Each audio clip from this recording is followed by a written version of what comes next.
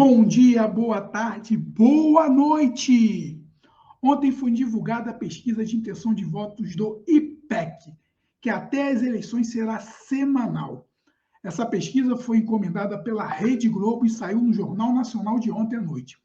O resultado foi maravilhoso para Lula, que apresenta uma estabilidade consolidada desde o início do ano. Enquanto o atual presidente, seu Jair, oscilou para baixo, ainda na margem de erro. Pois bem, todos os cientistas políticos enfatizam que pesquisas eleitorais evidenciam o retrato do momento. Considerando que estamos a menos de 30 dias das eleições, acredito que só um fato político grande pode mudar esse pleito e tirar a vitória de Lula. Conforme a pesquisa, Lula marcou 50% dos votos válidos. Isso mesmo, 50% dos votos válidos. Com esse número, observa o que está em jogo hoje é se a eleição presidencial será decidida em primeiro turno ou no segundo turno. Com o retrato de hoje, Lula leva no primeiro turno com tranquilidade.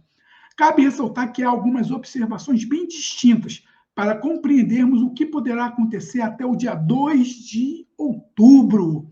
Bem, Simone Tebet cresceu e encosta em Ciro Gomes, que a cada dia vem se consolidando para sair bem menor do que entrou nessa campanha e perdeu protagonismo como terceira força política do país para Simone Tebet. Está curioso para ver o que eu observei dessa pesquisa?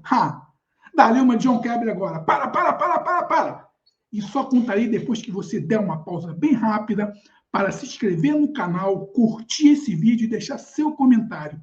Isso caso você queira, afinal eu sou um democrata. Essa ação é relevante para que o algoritmo do Google ranqueie melhor o canal da TV Popular de Luta. Isso mesmo, a gente precisa dessa sua força. Vem com nós?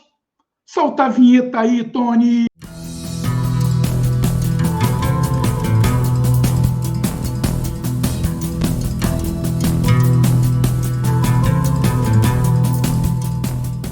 A pesquisa IPEC divulgada ontem evidencia que seu Jair entrará em modo pistola para tentar conseguir se reeleger.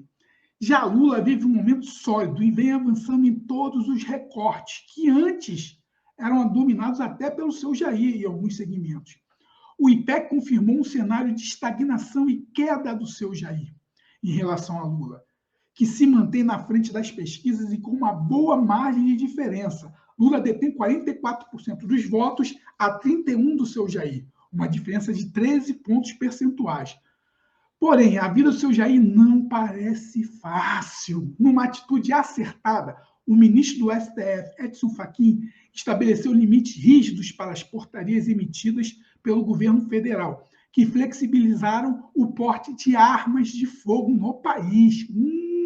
Essa decisão de Fachin deixou os fanáticos seguidores do seu Jair transtornados, tanto que seu filho, Eduardo Bananinha, foi às redes sociais pedir engajamento dos seus seguidores fanatizados para ir ao ato antidemocrático do dia 7 de setembro amanhã. Sem contar que no final de semana, seu Jair vandalizou mais uma vez o ministro do STF, Alexandre de Moraes, com ofensas gratuitas. Como o Poder Legislativo está sendo beneficiado pelo orçamento secreto e foi cooptado pelo fisiologismo político do Centrão, o Judiciário está sendo a última fronteira entre uma possível ruptura institucional e vem segurando a onda do nosso país.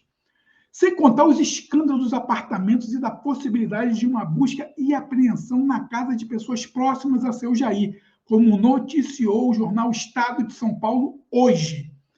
Lembrando que essas pessoas não possuem foro privilegiado. Bicho, o cerco está apertando aí. Hoje mesmo, seu Jair ofendeu mais uma jornalista mulher, Amanda Klein. E olha que ela é da Jovem Pan. Exalou toda a sua misoginia para não responder uma pergunta sobre a origem do dinheiro da compra dos 107 apartamentos da sua família. Seu Jair. Ele também anda irritado porque sua campanha na TV não tem surtido tanto efeito. Quanto imaginava o comando da sua campanha, conforme noticiou ontem a CNN no programa 360. Mesmo correndo as PECs ilegais, a do ICMS, a PEC Kamikaze, que arrombou as contas públicas do país, elas não surtiram o efeito desejado na campanha dele. O IPEC apontou que Lula vence ele de goleada num segmento onde os eleitores ganham até 2 salários mínimos, 49-26. Se considerar a falta de carisma, empatia e o dom da oratória para atrair um público que não possui ideologia, ele ficará ainda mais pistola e vai se comprometer. Sem contar o desastre com o trato com o público feminino, que gradualmente vem preferindo votar em Lula. E que decidirão essas eleições. Mulheres do meu Brasil. No voto feminino, Lula mantém uma larga vantagem. Ele tem 45% contra 26% do Jair, que não tem para onde correr. Precisa da sua base fanática, que foi nutrida apenas com ódio, desinformação e não possui habilidade para convencer o eleitor pendular. A opção optada por ele pelo confronto intenso demonstrou não ser ideal, ainda mais tendo como adversário o ex-presidente Lula, o político mais experiente do Brasil e com uma militância articulada e pronta para o bom debate, e não para uma guerra santa. E os eleitores que vão decidir os eleitores que estão decididos não possuem ideologia. Já Ciro Gomes, que adotou esse estilo bélico do seu Jair, pensando que iria conseguir a simpatia dos órfãos eleitores de Moro, cometeu o maior suicídio político que vi em todos esses anos nas eleições do Brasil. O Ciro se perdeu, bicho. Aproveitando, farei a minha última observação. Amanhã, dia 7 de setembro, as manifestações antidemocráticas serão bem menores que no ano passado. Lembra dos empresários envolvidos naquele grupo do WhatsApp? Haverá gente fanatizada assim, e as aberrações que serão cometidas por essas pessoas farão que os eleitores pendulares que estão indecisos se afastem ainda mais dele e acabem migrando para o Lula. O que sugiro após as eleições é uma criação de um programa de reabilitação de extremistas, pois quando a Polícia Federal começar a investigar o governo do seu Jair, eles sentirão tanta vergonha. E nesse momento precisamos ter empatia, que será o único remédio para evidenciarmos o que falamos nesses últimos 5 anos, que esse senhor destruiria o Brasil.